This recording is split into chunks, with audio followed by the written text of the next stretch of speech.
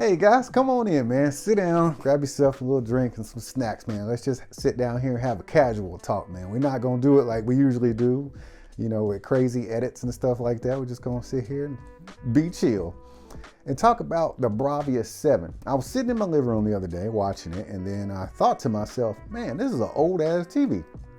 I say that jokingly because I got mine in June 2024, and I think about everything that's come out since then. Not necessarily from Sony, but from everybody.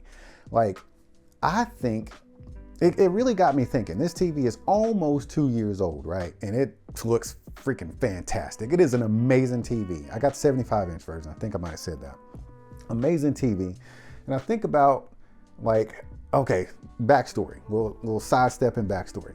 When I first got involved in YouTube, I used to do a lot of different tech gadgets, phones, smartwatches, headphones, earbuds, speakers. And then I started to quickly notice how companies were coming out with a different iteration of the same product, like every 6 months, every year.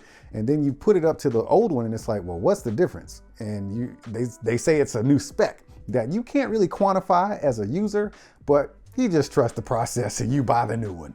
You know what I'm saying? So I got tired of that, man. That was super exhausting. It's just so much tech just pouring in, and it's really the same shit over and over again. So I was like, I've always been in the home entertainment, AV products and stuff like that. So let me try my hand at that. So fast forward, here we are. I hang out with TVs and soundbars now. And I did that because TV stuff, it really does move a little bit slower, i.e. Sony. They typically have a track record of putting out something new or a new version of something every 2, maybe even up to 3 years, which I can really appreciate as a consumer because you never know when you're buying something. Well, you can look up the cycle of a product. Like if it came out 3 years ago, we're probably due for a new one coming pretty soon. But, because I'm a savvy customer, I look at stuff like that, right? But when you buy something at the beginning of a cycle, for me, there's always like this anxiety, like, all right, they already working on the new one. Like, is it coming next year? Should I just wait so I can have the latest and greatest and future-proof myself? I don't know. That's a tough one on a consumer. But when a company takes time to develop a new product, to make sure there's actually tech that they can put in it that is actually new, I can appreciate that. And they've done that, Sony. I appreciate you. And then so as a consumer, you get something, you know what I'm saying? You don't just get a new name with a plus or a new, like a pro or a plus or, an extra button on a remote. You actually get something new. I appreciate that.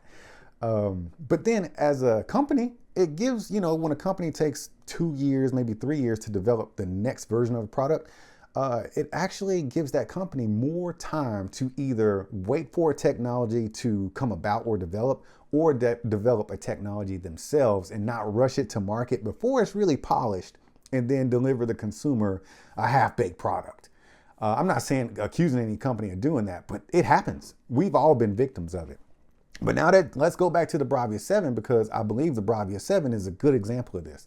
June 2026 or June 2024, I get mine in house and that TV is still killing it today. No, I don't watch it as much because there's a Bravia 9 in here and there's a Bravia 8 Mark II in here and there's a Bravia 5 in this house.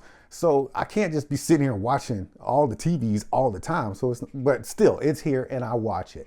And it is a fantastic TV. And another thing I can appreciate Sony for, particularly with the Bravia 7, is consistency all aboard. It is a fantastic experience with every TV because they're all the same.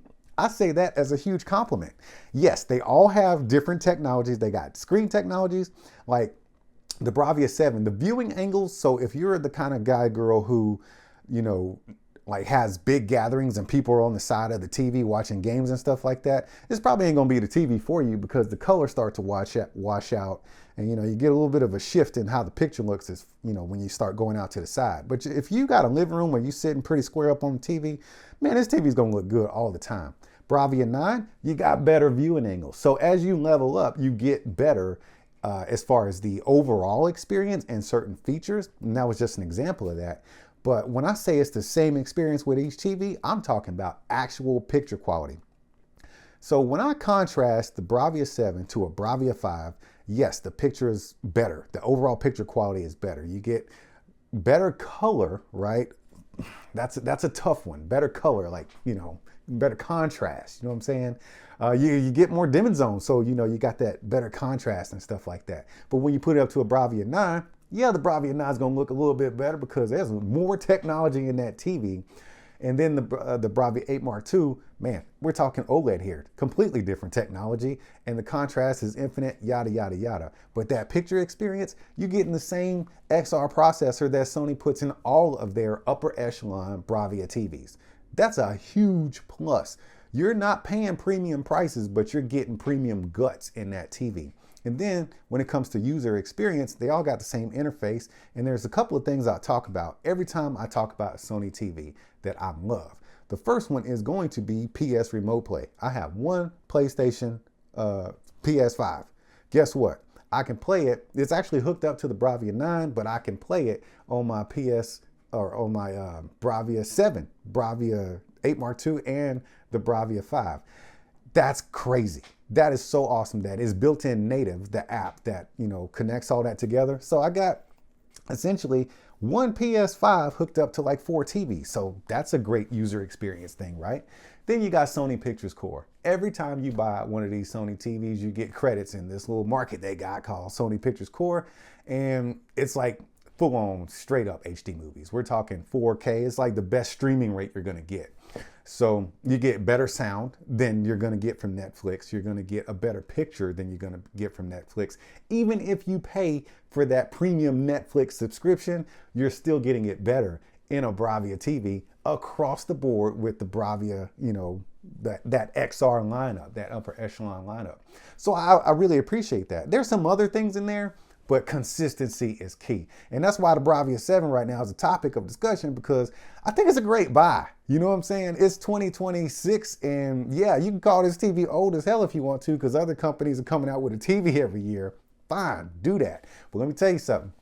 When you look at a Sony picture on that Bravia 7, it's gonna have that same cinematic, filmic look as it does with the Bravia 8 Mark II, Bravia 9, and Bravia 5 across the board. That's that consistency I'm talking about.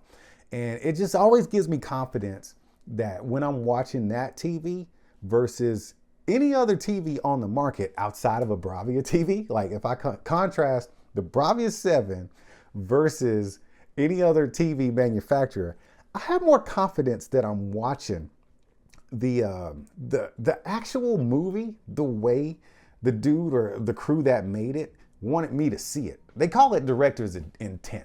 I feel more confident that I'm watching what I'm supposed to be looking at. You know what I'm saying? When I'm watching it on a Bravia TV. They just look different. You can tweak your settings all you want to in other TVs, but when you sit them side by side, a Bravia 7 or any Bravia TV for that matter with that XR processor, it's gonna look different, man, and it's just gonna look more like you're at the movies. And I love that consistency. You get that with a Bravia 7, even in 2026. So if you were in the market for a TV right now and you're getting ready to buy one, and you walk into Best Buy, you will see a Bravia 7 in there. You know why? Because Sony hasn't made a Bravia, another one yet. You know what I'm saying? They're taking time to let it bake before they bring out the next technology or the actual thing that's gonna make a Bravia 7 new. And who knows when it'll come? But if you're looking at a Bravia 7 right now, dude, it's a freaking fantastic TV. I just got done watching it. And it just reminded me that I'm getting the same experience as I was getting with my Bravia 9 and Bravia 8 Mark II OLED. Yeah, the picture's gonna vary a little bit, and some of the features, they come with that higher price tag, but at the price that you can get a Bravia 7 for right now, yeah, man, that's a damn good experience, man, and you're getting some good stuff. I just wanted to share that with you guys because it actually made me think as I was watching it, because I'm sitting here looking at this TV like, man, this is such a good TV. And I thought, how many TVs have run through this house since this one showed up? And I was like, it was a lot of TVs, and they've all come out with different versions, and I'm like, this one's still holding up. I need to tell the people to go ahead and get one if they're thinking about it. Either way, that was my take on it. Just wanted to have that conversation with y'all. But y'all keep being good to each other, and I'll see you when I see you.